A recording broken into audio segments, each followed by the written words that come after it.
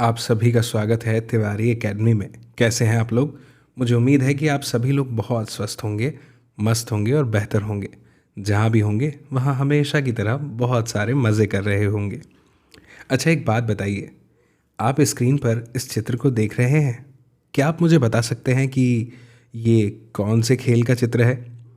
हो सकता है कि मैं जब इस खेल का नाम आपको बताऊं तो आपको ऐसा लगे कि नहीं, मैंने कोई गलत नाम तो नहीं ले दिया, क्योंकि ऐसा हो सकता है कि आपकी जगह पर, आपके क्षेत्र में इस खेल को दूसरे नाम से जाना जाता हो। मैं जहाँ से बिलोंग करता हूँ, यानी मैं जहाँ से हूँ, वहाँ पर इस खेल को कहा जाता है कबड्डी। ठीक है ना?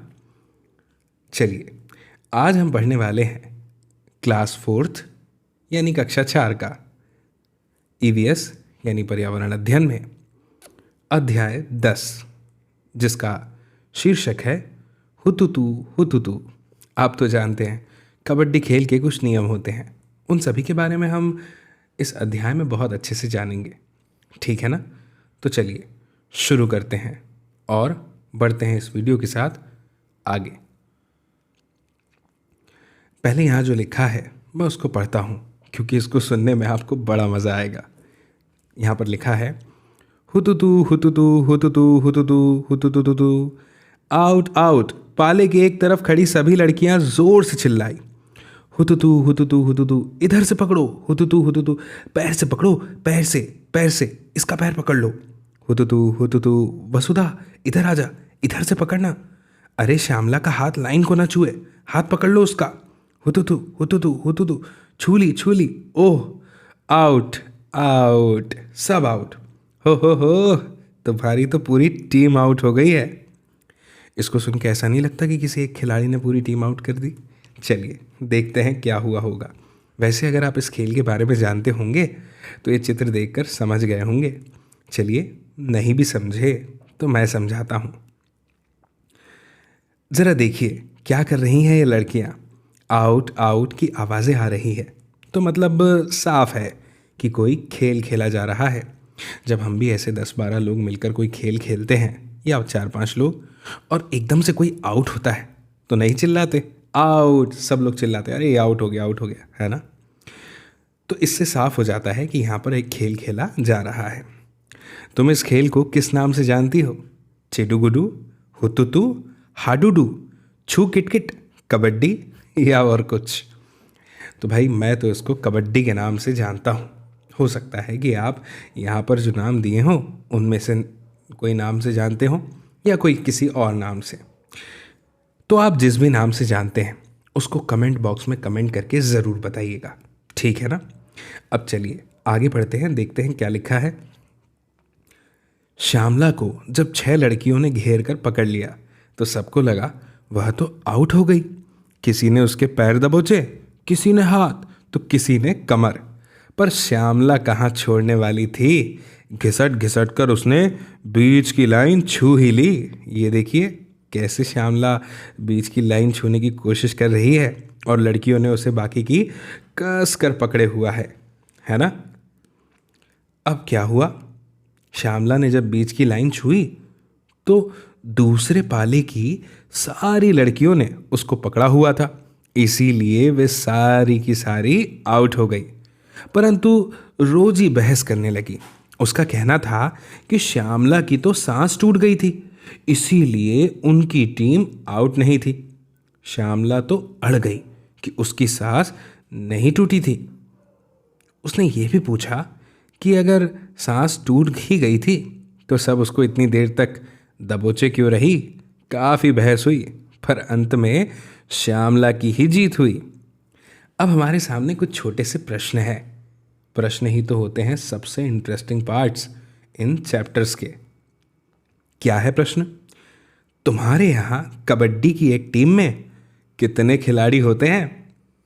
देखिए मैं आपको बताता हूँ। एक टीम में, हमारे यहाँ कबड्डी की टीम में 8 खिलाड़ी होते हैं। ठीक है ना? आप अपना उत्तर लिख सकते हैं। फिर आगे लिखा है, श्यामला ने जब बीच की लाइन छुई तो कितनी लड़कियां आउट हुई थी? तो मैं बता दूं कि जितनी उसे पकड़े हुई थी वे सभी की सभी आउट हो गई। गिने तो कितनी है?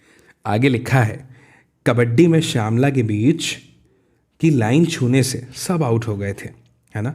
कबड्डी में क्या हुआ था, श्यामला के बीच की लाइन छू लेने से सब आउट हो गए थे। अब ऐसे कौन कौन से खेल हैं जिनमें बीच की लाइन का बहुत ही महत्व होता है? तो ऐसे कई सारे गेम हैं।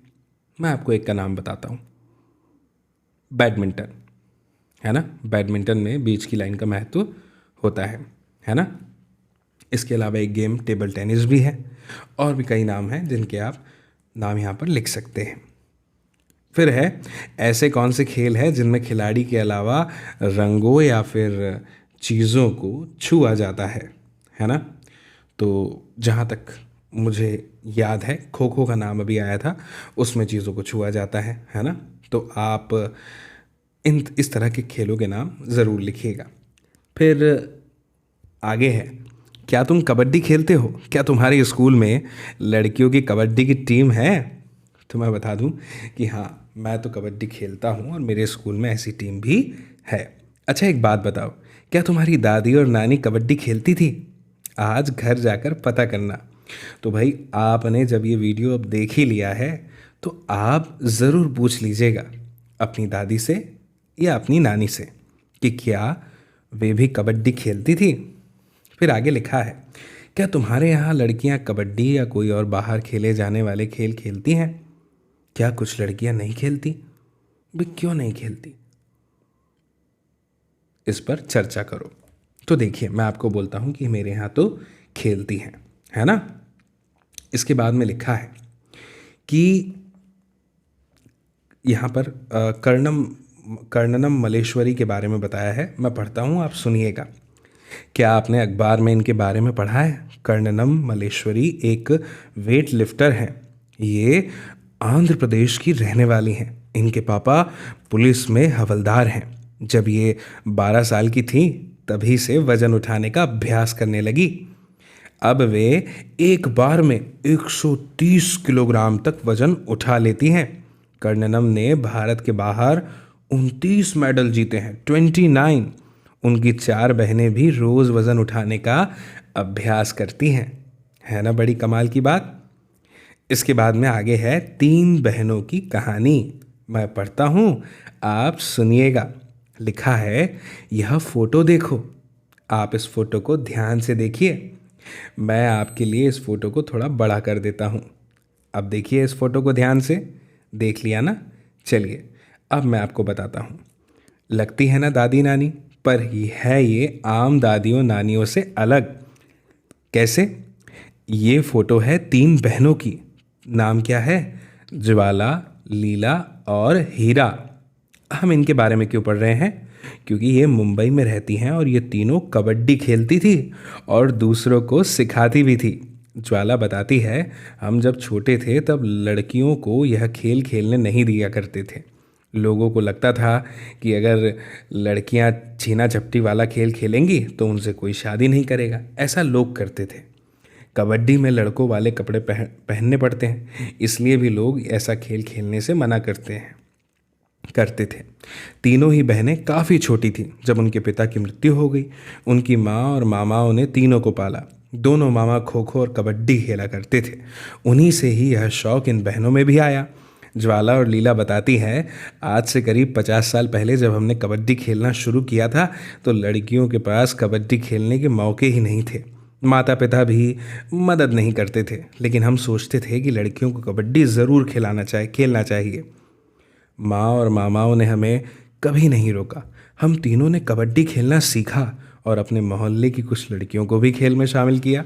हमने कबड्डी का एक क्लब बनाया जो आज इतने सालों बाद भी चल रहा है। अब यहाँ लिखा है, याद आए वे दिन। कौन से दिन? लीला और हीरा अपने मैचों के बारे में बड़े जोश से बताती हैं। कई मैच तो वे बिल्कुल हारते हारते जीती, क्योंकि उन्होंने तो मन में ठान ही लिया था क्या कि कभी हार नहीं माननी है। उन मैचों के दौरान कई बड़ी मज़ेदार घटनाएं भी हुई। क्या आप जानते हैं वो घटनाएं कौन सी है? ध्यान से सुनिएगा। एक बार वे दूसरे शहर में एक बड़ा मैच खेलने गई थी। मैच शाम को 6:30 बजे शुरू होना था। हम 3 से 6 की पिक्चर देखने चले गए। हमने सोचा कि मैच के समय तक तो वापस पहुंच ही जाएंगे। पिक्चर शुरू हुई ही थी कि हॉल में हल्ला मचने लगा। पता चला कि हमारे मामा हमें ढूंढ रहे थे। उनके हाथ में एक टॉर्च थी। वे एक एक करके सबके चेहरों पर रोशनी डालकर पहचानने की कोशिश कर रहे थे। मामा ने वही हॉल में ही हमें खूब ज़ोर से डांट लगाई। उनके जीवन में कबड्डी को लेकर कई कठिनाइयाँ आई, परंतु कबड्डी का मज़ा कभी कम नहीं हुआ। सबसे छोटी बहन हीरा तो कबड्डी की कोच भी बनी।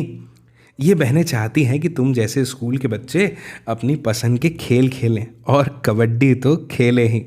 क्या तुमने किसी कोच से कोई खेल सीखा है? अगर सीखा है तो वो कौन सा है, मेरी बताऊं? तो मैंने तो कोई खेल नहीं सीखा, लेकिन मुझे उम्मीद है आपने ज़रूर सीखा होगा, तो उसके बारे में यहाँ ज़रूर लिखिएगा। फिर आगे है, क्या तुम किसी को जानते हो जिसने किसी कोच से कोई खेल सीखा हो? हाँ, तो मैं अपने एक दोस्त को जानता हूँ, उसने फुटबॉल का खेल अपने एक कोच से सीखा था।